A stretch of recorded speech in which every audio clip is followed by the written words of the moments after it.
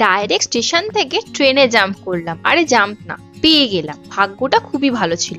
Ladies কামরাটা কিন্তু ফাঁকাই পেয়েছিলাম, যেহেতু এত সকাল সকাল যাচ্ছি। বলতে বলতে দেখো ট্রেনটাও ছেড়ে দিয়েছে, কিন্তু গিয়ে আটকালাম টিকিয়াপাড়ায়। হাওড়া স্টেশনে নেমে বললাম, আরে সবাই একটু হাই হ্যালো করো, দেখাও যে আমরা কতজন মিলে যাচ্ছি। কিন্তু কোথায় যাচ্ছি কেউ কি তোমরা বুঝতে পারছো? এই ট্রেনটিকে দেখে নিশ্চয়ই তোমরা কিছু আন্দাজ করতে পেরেছো এটা কিসের সময়, কোথায় যেতে পারি। বুঝতে পারছো না? দেখো ঠেলাঠেলি করে এর মধ্যেই উঠে পড়েছি ট্রেনে। লুকিয়ে লুকিয়ে এদের দুজনের ভিডিও করেছি বরকে দেখানোর জন্য, যে দেখো তুমি ফোনে ব্যস্ত থাকলেও এত পুরনো প্রেম হয়ে যাওয়ার পরেও ওরা কেমন কি সুন্দর গল্প করছে। সকালবেলা স্ন্যাক্স স্পন্সর করেছিল পিসিমণি, খেয়ে দে এদিক ওদিকে দেখছি। এই আঁকাগুলো দেখে তোমাদের কোন স্টেশনের কথা মনে পড়ছে?